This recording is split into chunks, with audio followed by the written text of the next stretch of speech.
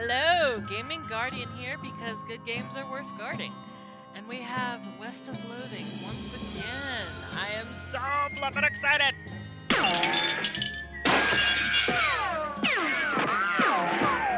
Shoot it up. Alright, continue. Oh, that was my horse. Okay. So, if I remember correctly, did this. You come across the corpse of a cowboy. How do you know it's the corpse of a cowboy? Well, you see by his outfit that he is a cowboy. And you see by his lack of flesh that he is a corpse.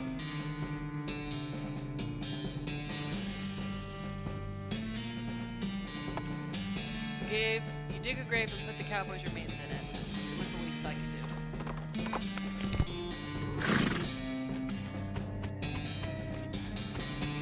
Okay, yeah, I already did this. Okay, let's go to the Stern Ranch. You find a crate of supplies bound by a nearby army fort. Looks like it fell off the wagon, or the driver fell off the wagon and was too drunk to strap it down. In any case, it looks like it got knocked open by the fall. See what's inside. Fish through the crate and help yourself to its military contents. It's not like those army cowards have any use for it. Back east on their coward hidey holes, You got chemical bullet and hard tack. Continue on. Okay, we're at the Stearns Ranch. Dig through it. I got a needle! I got a needle! Needle! No more needles? Needles in haystacks. The safe is scorched, but its contents are probably still safe. Safe cracking. Ah, loose boards. Okay. There's still some food on the shelf. Grab it. You've got soda crackers and Vienna blood sausages. I'm angry. It's a weird cow-shaped stain on the wall. Can I, like, do something with it? I guess not. Talk to my partner. What's with this cow face graffiti on the wall over there? Don't care for that much. Yeah, weird. Doesn't seem to be anything I can do with it. It's a crate! Ranch punch? Ew. Handful of nails. Button cactus? Don't have fortune. Between the smoke and the noise, you're guessing that the contents of the outhouse are more dangerous than average outhouse contents. Open the door! Got to jump on him! Okay, he's fire. I'm just gonna attack. Shoot! Love her gun.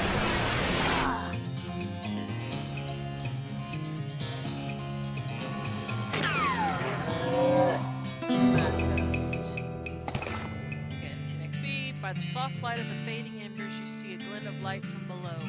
You hold your nose with one hand as you fish out the prize with the other. You got an old item, toilet pistol. Hooray. Stench damage instead of physical apply. 5 poison to enemy. Okay. Died February 18th, 1894. 1895.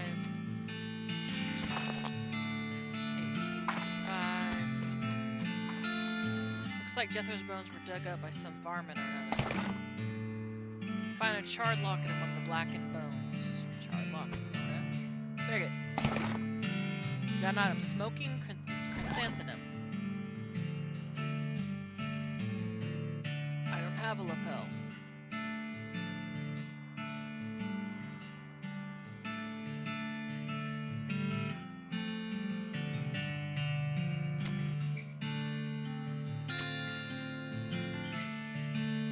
I get 1 armor, 2 spell damage.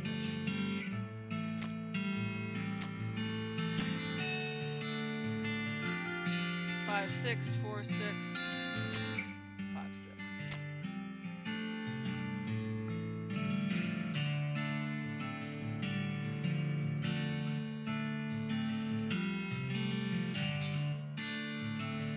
stench resistant.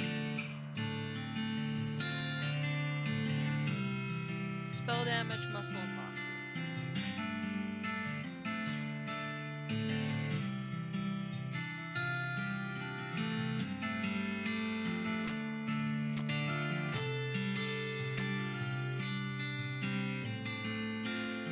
You should call it a locket on account of how it was lucky to escape that fire. Example. Lock in the locket reminds you why they call it a locket. Pick the locket. Picture of Mary Stearns. Cool. Not sure if that's gonna do me any good. What the heck's ranch punch? Increase your melee damage. Nice. Okay.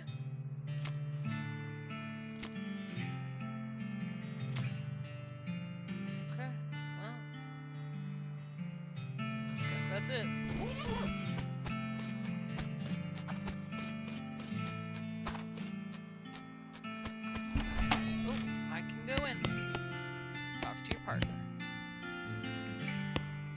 Lock. Stock certificate. A document. Beans in this pot. Grab 'em. Got blackened beans. Look on the shelf are burned, but you notice something strange about the back of the shelf. Investigate. Your deft fingers find a hidden cache, and the back panel of the shelf slides away to reveal a secret compartment. There's a book inside. Mary Stearns' diary. Toy box contains a single object, a creepy burnt porcelain doll. Talk to it. It's the work of a moment to fix the doll's voice box. Pull the string. The doll's eyes roll back into its head and its mouth begins to move. Hi, I'm Grace. What's your name? I'm Kim. Hi, Kim. You're nice. Do you want to play with me? Yes, let's play. Hooray! Mary used to play with me, but we didn't get to finish our tea party before she went away. Will you help me finish it? Surely. Hooray! The game is almost over. Mary did such a good job. The doll's eyes roll back forward. Go downstairs and get my cup. Do you know the magic word to make the mean cow let you into its secret room? No, what is it? Magic word is peanut butter. The doll goes silent. Got it. Peanut butter. You shudder as you realize the talking dolls haven't been invented yet. Spooky.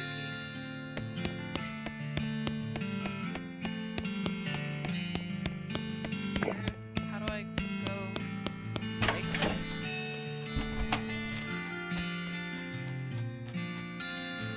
There's a weird cow shape. Peanut butter. Atop the sinister looking altar sits a copper goblet filled with what appears to be blood. Take the goblet. This chill runs down your spine as you touch the goblet. I'm gonna do like an evil tea party. I'm totally doing this. Oh, this may go really badly.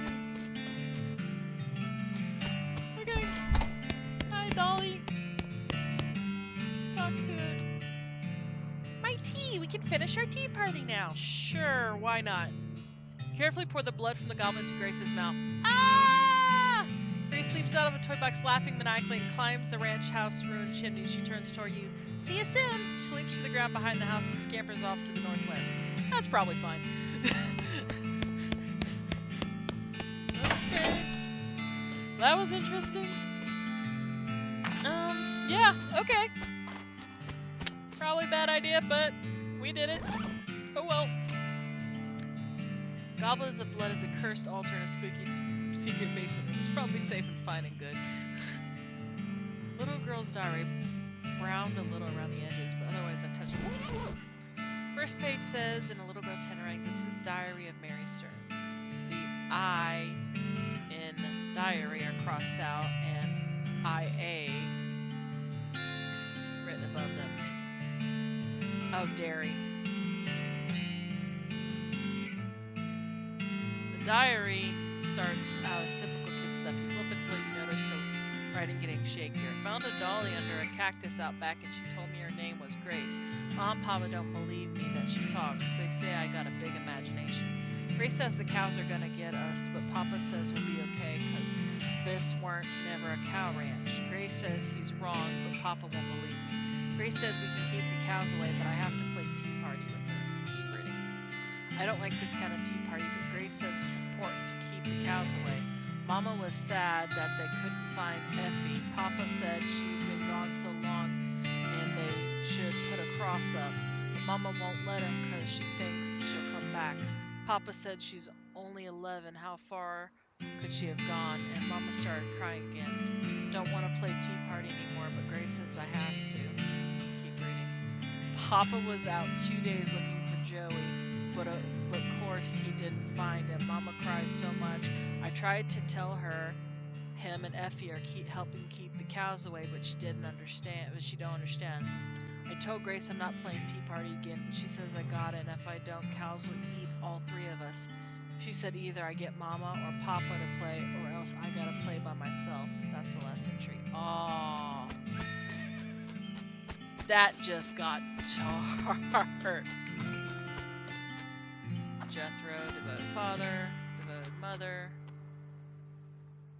As you approach the grave marker, the hair on the back of your neck stands up as a voice whispers in your ear, give it to me, give it to me, give it to me. What of you? Give what to you? The air grows colder. The picture of me, I can see it, you have it. You shouldn't look at it, nobody should look at it. I guess you must be Mary. Why don't you want anyone to look at it? The whispering gets quieter, anger seeps in around the edges of the voice. Because they'll know. Give it to me! Okay. No what? What happened? What I did? Give me the picture! Give it to me now! Okay, here you go. You hold the photograph out towards the grave marker and it disintegrates in your hand. Thank you! The arrow returns to normal. You hope Mary finds some peace now.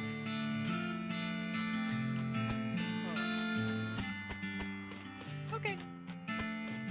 Well, that was interesting and dark, and I just helped a murdering doll.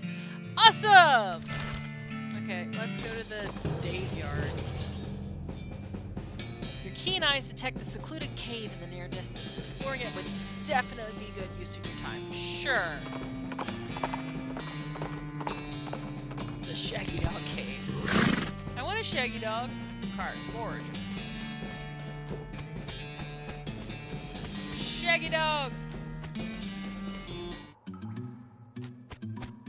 I mean, it's called a Shaggy Dog Cave. If there's no Shaggy Dog, I'm going to be very disappointed.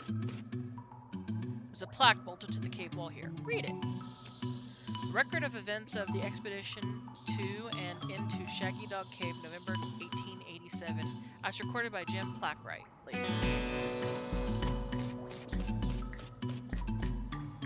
Plaque bolted to the cave wall here. Having acquired through various and sundry means a story which is interesting in its own right, but better saved for another time, a map purporting to lead to a cave cache of jewels and ingots of precious metals hidden by the infamous highwayman and train robber Black Cole Jr. Years before the cows came home, I, Jim Plackwright, along with 3 compatriots, these being Nathaniel Wyman, Cyrus Howard, and Douglas Watts, set out to find Shaggy Dog Cave and the aforementioned treasure. Guessing it's not here. Plaque bolted to the wall. Read it. Our equipment and provisions consisted of 1 cart and a horse to pull it, 4 additional horses to be ridden, 2 shovels, a spade, and a mining pick, a large coil of rope, 1 large basket of eggs, as well as an assortment of other trail provisions and cookware. My own collection of black plaques and engraving tools, 1 large Shaggy Dog, and a Butford.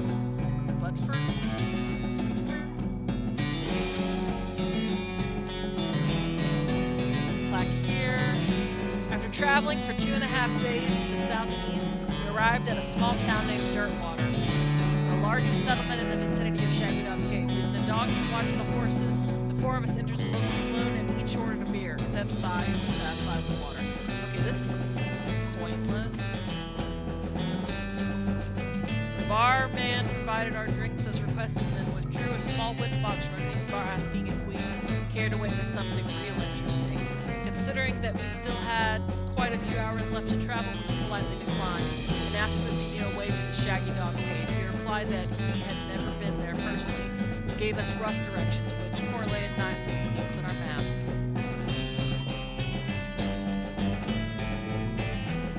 Upon leaving the saloon, we discovered to our dismay that some unknown villain had tampered with our wagon.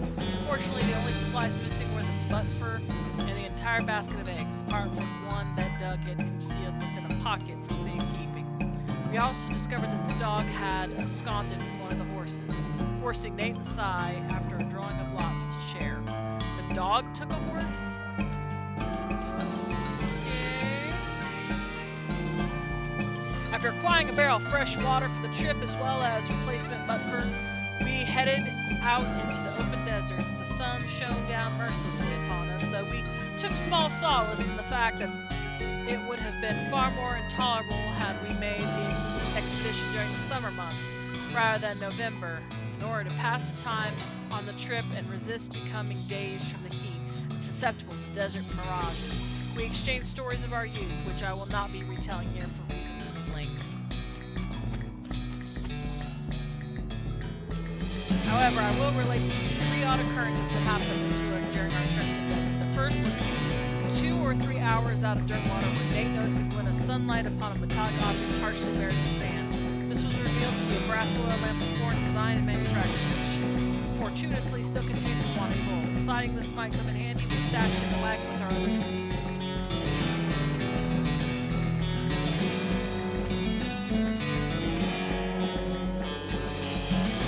The next encounter was with a nomadic goblin tribesman who we discovered spoke excellent English.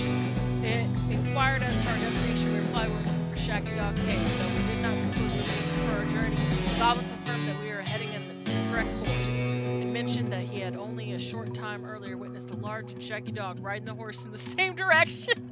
We all agreed that that was an unusual sight indeed, and continued on our way. The dog's after the treasure. This is hilarious. Some time later, we encountered a large adobe hut, occupied by 2 identical-seeming old men with wild hair and long white beards. They invited us to take shelter from the heat, which we gratefully accepted. Introduced themselves as hermits. This struck me as peculiar given that there were 2 of them, but I felt it would be rude to question them on that point. One of the hermits confirmed that we were near GWKim, and the other hermit confirmed what his brother said was true. They also commented that they had seen a large and shaggy dog riding a horse in that direction. We all agreed that this was an unusual sight indeed. The hermits refreshed our water supply in exchange for our butt fur, and we continued on our way, excited to finally be nearing our goal.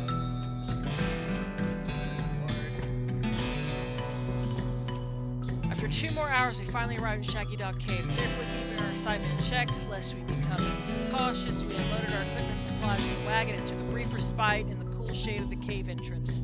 To celebrate our arrival, Doug unpocketed and shared the egg we had saved for our breakfast that had been stolen in dirt water. Once we were rested, we decided the time had come to explore the cave.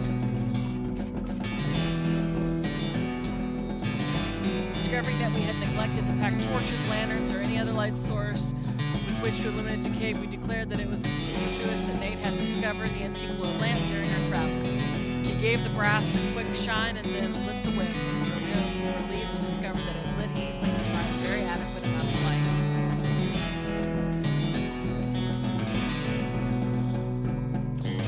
As we head into the cave, we were further encouraged by the fact that the floor was quite even and easy to traverse.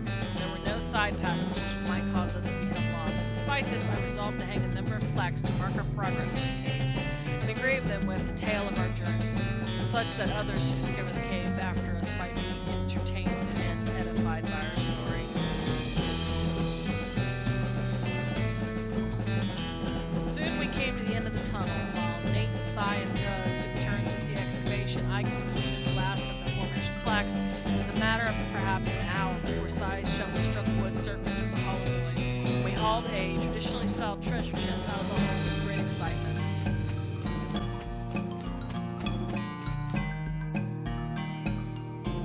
The chest was locked with an ancient rusted iron padlock, which broke easily from a single swing of our pickaxe. We opened the lid slowly, and the flickering light of the antique oil lamp shone brilliantly upon jewels of every color, and shining ingots of precious metals, just as promised by the legends of Black Hole Jr. Joyous at our triumph, we loaded the chest into our wagon and began the journey home. Thank you for reading, and may your own endeavors be equally successful. Signed, Jim Clapwright. The whole completely empty. Well, that was a waste of time. It's just a story. Not even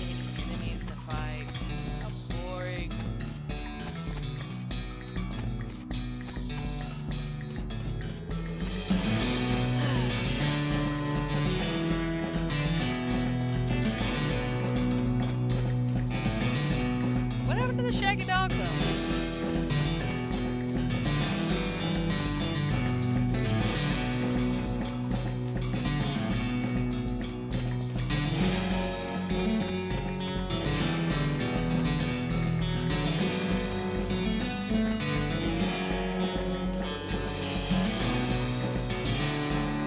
Aristocrats! What? Never mind.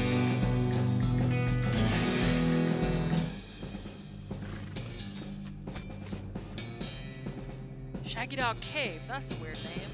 Certainly friendlier than Scorpion Junction or whatever. Welcome to Happy Kitten Gorge. Enjoy your stay. Oh man, I hope we find Happy Kitten Gorge. Okay, I did that. Oh, we need to go to the Dave Yard.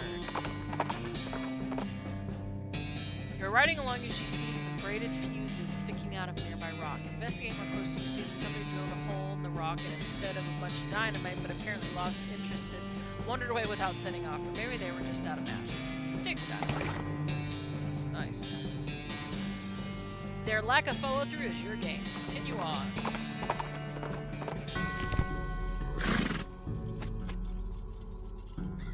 Died with his boots on, but not his pants. Dig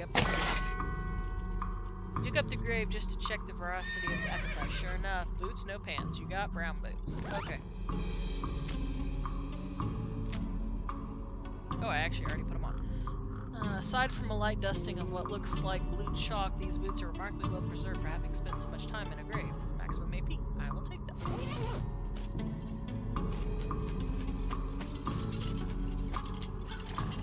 These remains look pretty restless and put them down for good.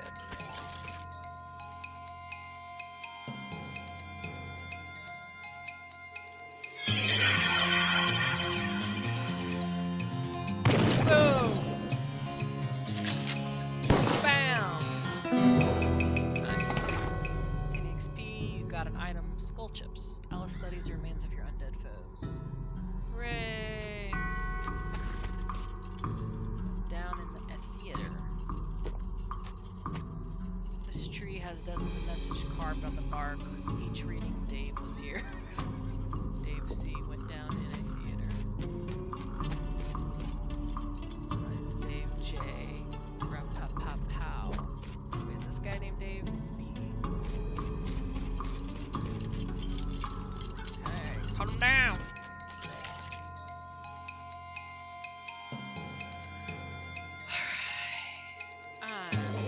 Kill him with one hit. Burn! Got a skeleton bone. Alice surveys the scene and jots down some notes in her little notebook. Hooray! Realize, died of a heart attack. See you in 36 years.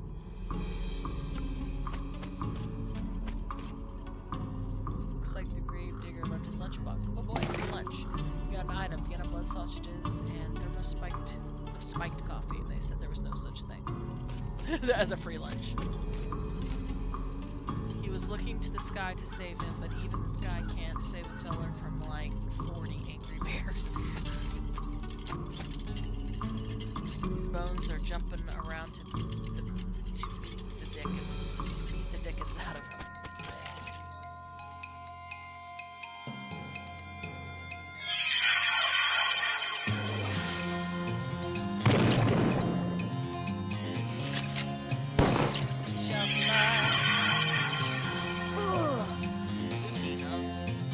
I'll just shoot ya!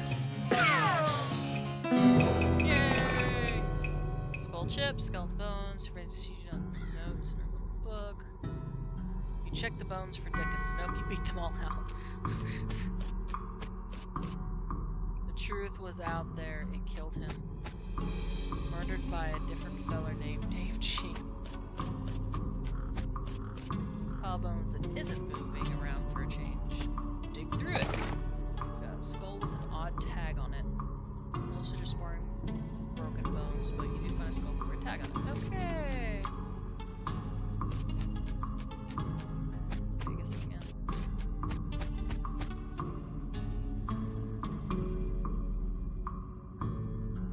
This is one of those things that they have in mausoleums, you know, the one that of those big marble things with drawers full of skeletons. Open a whole bunch.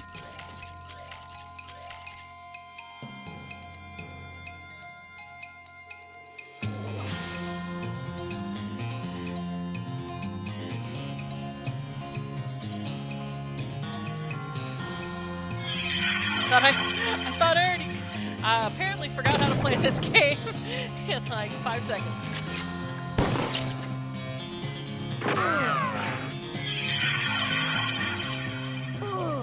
Spooky!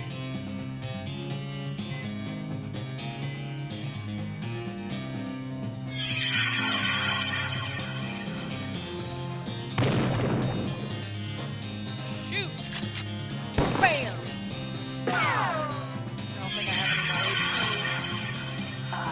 Wait, how did he survive?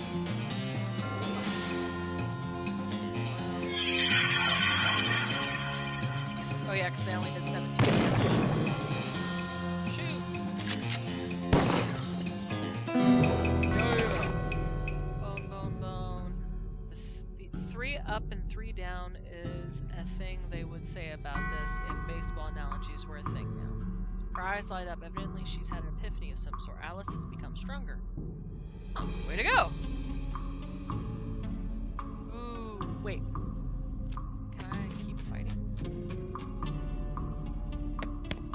Some kind of ritual circle drawn on the ground in red chalk.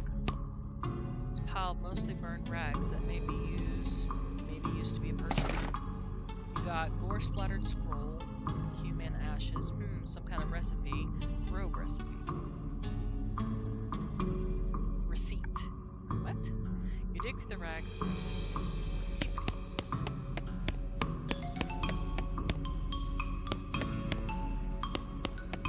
put some dynamite in that. Big stone sarcophagus. I need to light the matches.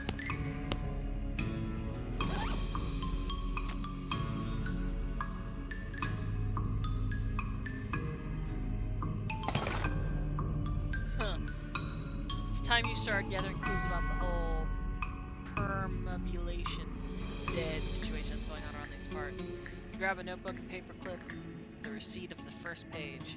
I should check that out. Human in the final stage of the whole ashes to ashes thing. Well, part of one. At least a human gets harder to keep track of when it's in powder form. It's cremated or they remains a person. Someday they'll refer to these as cremates, but you will not approve. It's almost too covered in blood. It's lucky for you. You've gotten all the practice reading inside of a dog. What? You scrape the largest of the giblets off the scroll and read it. It says to take a pile of human ashes, spread them out in the shape of a person inside a red chalk circle, then sprinkle them with the stardust and place it mostly perfect or better glass sphere where the heart would be. Anyway, that's just the actual text has a lot more of these and thous and such as like. Plus, there's a bunch of weird gibberish you're supposed to say out loud while doing it. Okay.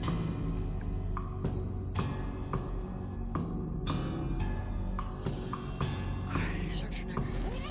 You open the Nightmare's journal, examine the information you've collected so far. You find a receipt for delivery of robes and surcharges, delivery past Boulder Pass.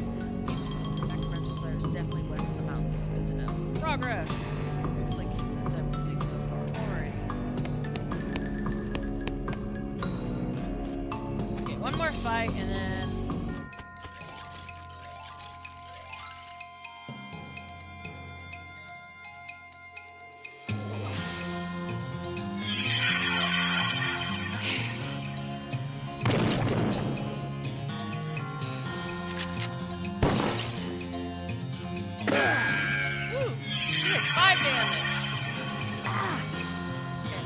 Recover health, yes.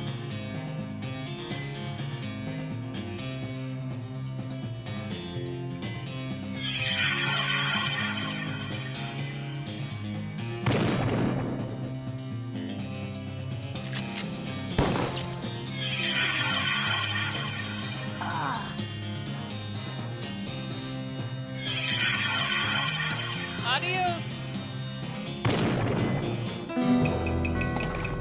30 30 EXP. Ooh.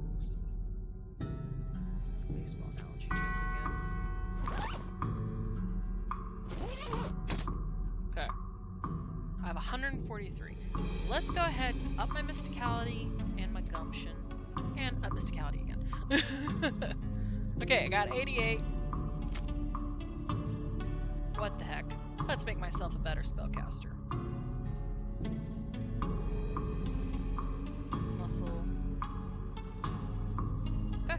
And we're gonna stop here. I think I'm gonna grind this next time. As many times as it lets me fight them, I'm gonna fight them, so... game on, and until next time, adios!